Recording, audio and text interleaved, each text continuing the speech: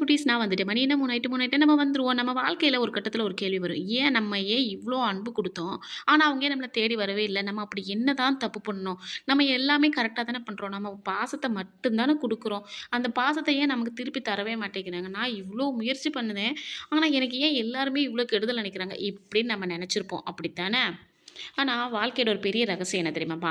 நாம எதையாவது ரொம்ப புடிச்சுக்கிட்டு இருக்கும்போது, அது நம்ம கையிலருந்து விலக ஆரம்பிக்கும். ஒரு ரப்பர் பேண்டே எடுத்துக்கங்களேன். புடிச்சு நல்லா டைட்டா இழுத்தீங்கன்னா, அது நம்மள விட்டு போகத்தான் பாக்குமே தவிர, நம்ம கைக்குள்ளேயே அடங்க பாக்காது. ஒரு ஒரு பறவைய கையில பிடிக்கும்போது, ரொம்ப அழுத்தி புடிச்சோன்னு வைங்களேன், அது எப்பன்டா நம்மள விட்டு தூர நவுலுவோன்னு சொல்லிட்டு தான் அது இருக்கும். ஸோ, டக்குன்னு கைய விட்டு பறந்து போயிரும். ஆனா, அத நம்ம சுதந்திரமா விட்டுட்டோம்னு வைங்களேன், நம்ம கைய தேடி அதுவே ஓடி வரும்.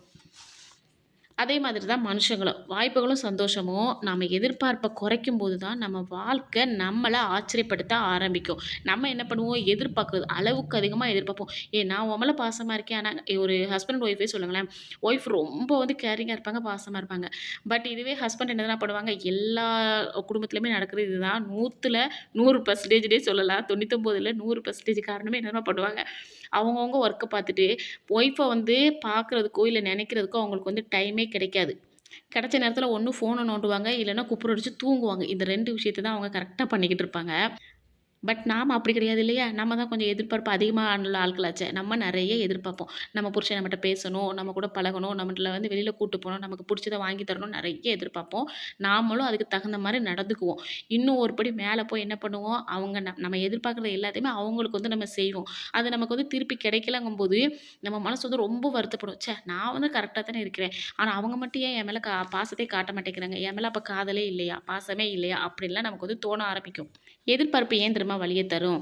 நம்ம மனசு எப்பவுமே ஒரு கணக்கு போட்டுரும். நான் அவங்களுக்கு இவ்ளோ செஞ்சேன். அவங்க எனக்காக செய்யணும் அப்படின்னு நம்ம நெனைப்போம். ஆனா வாழ்க்கை கணக்கு புத்தகம் இல்லடா! நல்லா புரிஞ்சுக்கங்க. நீங்க நல்லவங்களா இருந்ததுக்காக எல்லாரும் உங்கள புரிஞ்சுக்கணும்னு அவசியம் இல்ல. ஏன்னா எல்லாருக்குமே நான் ஆரம்பத்துல இருந்தே சொல்லிக்கிட்டு இருக்கிறது தான். எல்லாருக்குமே எல்லாருமே நல்லவங்களா இருக்கவே முடியாது. கண்டிப்பா 10 பேர்ல ஒரு ஆளுக்கு நம்மள புடிக்காம தான் போகும். சில நேரம் நம்ம மதிப்பு புரியணும்னா, நம்ம கொஞ்சம் தூரம் தள்ளி நின்னா, நம்மளோட மதிப்பு கண்டிப்பா புரியும். ஸோ, கொஞ்சம் தள்ளி தான் நின்னு பார்ப்போமே அப்படின்னு சொல்லிட்டு நில்லுங்க. இல்ல நான் இவ்ளோ நல்லது செய்றேன். என்னைய வந்து அவர் புரிஞ்சுக்கிட்டே ஆகணும்னு நீங்க சொன்னீங்கன்னா, கஷ்டம் யாருக்குன்னு பார்த்தீங்கன்னா, அது நமக்கு தான். ஸோ, எப்பவும் கிடைக்கிற பொருள மனுசங்க மதிக்கவே மாட்டாங்க. கிடைக்காத ஒரு பொருளுக்கு தான் மனுசங்க வந்து ரொம்ப ஆசைப்படுவாங்க. இதுதான் மனுஷங்களோட இயல்பு. நம்மளே கூட யோசிச்சு பாருங்களேன். எப்பவுமே அடுத்தவங்க இடத்துலருந்து பார்க்காம நம்ம இடத்துலயே இருந்து பாருங்க. அப்போ உங்களுக்கு புரியும். நம்மளே ஒரு பொருள் நம்ம கையில இருக்குன்னு வைங்களேன், அத விட எட்டாக்கனிக்கு தான் நம்ம மனசு வந்து ஆசைப்படும். ஸோ, அந்த எட்டாக்கனியா நாம இருந்தா மட்டும் தான் நமக்கு வந்து மதிப்பு கிடைக்கும். அதனால தான் சில நேரம் நம்ம அமைதி தான் நம்ம மதிப்ப காட்டும். ஸோ, நம்ம அமைதியா இருந்துக்குவோம். லெட்டிங் கோ அப்படின்னா என்ன? லெட்டிங் கோன்னா விட்டுட்டு போறது கிடையாதுப்பா. அது அலட்சியமும் கிடையாது. அது என்னன்னா, என்னுடைய சந்தோஷத்த இன்னொருடைய செயல்பாட்டுல இல்ல அப்படின்னு நாம புரிஞ்சுக்கிறது. நெறைய பொண்ணுங்களுக்கு இது வந்து புரியவே மாட்டேங்குது. ஏன் ஜென்ஸுக்கே இப்போலாம் புரிய மாட்டேங்குது. ஜென்ஸ் என்ன நெனைப்பாங்கன்னா, என் பொண்டாட்டி வந்து மத்தவங்கள மாரி இல்ல. என் பொண்டாட்டி என் கூட வந்து பாசமா இருக்க மாட்டேங்கிறா, இப்படின்னு சொல்லிட்டு நெறைய பேர் சொல்றாங்க. பட் நல்லா புரிஞ்சுக்கோங்க. உங்க பொண்டாட்டி உங்க கூட பாசமா இருக்கணும்னா, நீங்க அதுக்கு தகுந்த மாரி நடந்துக்கணும். அதே மாரி தான் ஒய்ஃபையும் சொல்றேன். மனைவிமார்கள் எல்லாருமே கணவன் கணவன் என்கிட்ட வந்து ரொம்ப பாசமாவே இல்ல, ரொம்ப கோவமா இருக்காரு. நான் எப்படிலாம் அவர பாத்துக்கிறேன், அவர் ஏன் என்னைய பாத்துக்கல அப்படின்னு நீங்க நெனச்சா, ஃபர்ஸ்ட்டு நீங்க மாறுங்க. நீங்க மாறுனாலே போதும். அவங்க பேசினா சந்தோஷம். அவங்க பேசினா ரொம்ப கவலைப்பட்டுக்கிட்டு இருக்கேன். என்னால இது வந்து இந்த ஜீரணிக்கவே முடியல. இந்த இதுலருந்து என்னால எந்திரிக்கவே முடியல அப்படின்லாம் சொல்லுவாங்க. இந்த நிலைமையில இருந்து வெளியே வருவது தான் லெட்டிங் கோ. உங்க மனசுக்கு நீங்க சொல்ல வேண்டியது, என்னுடைய வாழ்க்கை எனக்கு முக்கியம். புரியுதா? என்னுடைய வாழ்க்கை எனக்கு முக்கியம். என்ன தேடாதவங்கள தேடி நானும் போக மாட்டேன். என்னுடைய வாழ்க்கைய நான் இழக்கவும் மாட்டேன். அப்படின்னு ஃபர்ஸ்ட்டு நீங்க சொல்லணும்ப்பா. அத உட்டுப்புட்டு, இல்ல, இல்ல எனக்கு அவ தான் முக்கியம், அவன் தான் முக்கியம். நான் இப்படித்தான் இருப்பேன். எனக்கு வந்து நான் இப்படி எதிர்பார்ப்பேன். எனக்கு எதிர்பார்ப்பு கிடைக்கலனா நான் இப்படிலாம் சண்டை போடுவேன் அப்படின்னு சண்டை போட்டீங்கன்னா, நம்ம லைஃப் வந்து டேமேஜ் ஆகுறது நம்ம கையில தான் இருக்கு. ஏன்னா, நம்ம லைஃப் நல்லா இருக்கதும், டேமேஜ் ஆகுறதும் நம்ம கையில தான் இருக்கும். நம்ம வந்து எந்த அளவுக்கு எதிர்பார்ப்பு குறைக்கிறோமோ, அந்த அளவுக்கு நமக்கு வந்து சந்தோஷமும், நிம்மதியும் தன்னால தேடி வரும். ஆழ் மனதோட ரகசியம் என்ன தெரியுமா? ஆழ் மனசுங்கிறது ஒரு காந்தம் மாதிரி. நீங்க எப்பவுமே பயம், கவலை, நம்மளுடைய கஷ்டம் எல்லாத்தையுமே நீங்க நெனச்சுக்கிட்டே இருந்தீங்கன்னா, அதே மாரி விஷயங்கள் தான் உங்க கவனத்துக்கு திரும்ப திரும்ப வரும். நீ உதாரணத்துக்கு இன்ஸ்டால நீங்க ஒரு ரீல்ஸ் பார்க்குறீங்கன்னு வைங்களேன், சந்தோஷமான ரீல்ஸ் பார்த்தீங்கன்னா, சந்தோஷமான ரீல்ஸ் மட்டும் தான் வரும். நீங்க கவலையா, கோவமா, சோகமா பார்த்தீங்கன்னு வைங்களேன், பயவுள்ள என்ன நெனச்சுக்கிட்டு போடுவான்னே தெரியாது. அதே மாதிரி ரீல்ஸா வந்து நம்மள வந்து கஷ்டப்படுத்தும். ஸோ, நீங்க அமைதியா, நம்பிக்கையோட உங்க வாழ்க்கைய கவனிக்க ஆரம்பிச்சிட்டீங்கன்னா, உங்க மனநிலை கண்டிப்பா மாறும். மனநிலை மாறும்போது உங்க முடிவுகளும் மாறும். முடிவுகள் மாறும்போது உங்க வாழ்க்கையே மாறும். அதே மாரிப்பா யாராவது உங்கள விட்டுட்டு போயிட்டாங்கன்னு வைங்களேன், அதுக்கு உங்க மதிப்பு குறைஞ்சிருச்சுங்கிற அர்த்தமே கிடையாது.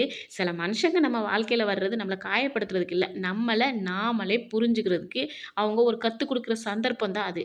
ஒரு நாள் நீங்க உங்க வாழ்க்கையில சந்தோஷமா இருக்க ஆரம்பிச்சா, நீங்க தேடியவங்க கூட உங்க மாற்றத்த கவனிப்பாங்க. "என்ன இவ நான் இல்லாமலே இவ சந்தோஷமா இருக்கிறாளே, அப்ப என்னைய அவ தேடலையான்னு" சொல்லிட்டு அவங்க வந்து நெனைக்கிற அளவுக்கு நம்ம வந்து சந்தோஷமா நம்மளோட லைஃப்ப வந்து கொண்டு போணும். ஏன்னா, அமைதியான மனுஷருக்கு ஒரு தனி சக்தியே இருக்கு. நல்லா கவனிச்சு பாருங்களேன். ரொம்ப காமா, அமைதியா இருக்கிறவங்கள பார்த்தீங்கன்னா, அவங்க செய்றது எல்லாமே வித்தியாசமா இருக்கும். எல்லாமே பெர்ஃபெக்ட்டா இருக்கும். இதுவே இந்த அலப்பற பண்ணிக்கிட்டே அலைவாங்க பார்த்தீங்களா, அவங்கள பாருங்களேன். அவங்க செய்றது எல்லாமே ஒரு விட்ட குறை தொட்ட குறைங்கிற மாரி அதில ஏதாவது ஒரு பிரச்சனை இருந்துகிட்டே இருக்கும். ஸோ இனிமே யாரையுமே பிடிச்சு இழுக்காதீங்க. உங்கள மதிக்கிறவங்க உங்கள தேடி கண்டிப்பா வருவாங்க. உங்க நேரத்த, உங்க அன்ப, உங்க மன அமைதிய நீங்க தான் பாதுகாக்கணும். மத்தவங்க வந்து பாதுகாத்து தருவாங்கன்னு சொல்லிட்டு ஃபீல் பண்ணிக்கிட்டே இருக்காதீங்க. ஏன்னா, சில விஷயங்கள் வந்து வாழ்க்கையில விட்டுருங்க. தேவையில்லாது. நல்லா புரிஞ்சுக்கங்க செல்லக்குட்டி. ஏன்னா, நம்ம சில கதைகள் வந்து நம்ம லைஃப்ல நம்ம எழுதுற மாரிலாம் எதுவுமே நடக்காது. வாழ்க்கையே ஒரு அழகா, கியூட்டா, செம்மையா எழுதி வைக்கும். நல்லா நெனவுல வச்சுக்கங்க. எதிர்பார்ப்ப விடும்போது தான் மனசுக்கு சுதந்திரம் கிடைக்கும். ஆனா, நம்ம பண்ற பெரிய தப்பே எல்லார்ட்டயும் ஓவரா எதிர்பார்க்குறது. அந்த எதிர்பார்ப்ப மட்டும் நீங்க விட்டு பாருங்க. கண்டிப்பா நீங்க உங்க லைஃபே ரொம்ப பீஸ்ஃபுல்லா, சந்தோஷமா நீங்க வந்து வாழலாம். ஸோ எதிர்பார்ப்ப விட்டுட்டீங்கன்னா, நிம்மதியா இருக்கலாம். இதுதான் என்னையோட concept. So video first time பார்க்குறதா இருந்தா லைக் பண்ணிட்டு, சப்ஸ்கிரைப் பண்ணிட்டு உள்ள வாங்க. ஹைப் பண்ணிக்கங்க. அ அப்புறம் எ அப்புறம் வழக்கம் போல தான் நான் வந்து குட்டி குட்டி திங்ஸ்லாம் மீஷோல வந்து பர்ச்சேஸ் பண்ணுவேன். அது ரொம்ப யோசிச்சு இத வாங்கலாமா, வாங்க வேண்டாமான்னு சொல்லி தான் பர்ச்சேஸ் பண்ணுவேன். உங்களுக்கு தேவைன்னா நான் கீழ லிங்க் குடுக்குறேன். போய் டேக் வந்து செக் பண்ணி பார்த்துட்டு வாங்குங்க. இதே மாரி நான் இன்னொரு வீடியோல நான் உங்கள சந்திக்கிறேன். டாட்டா, பைமா.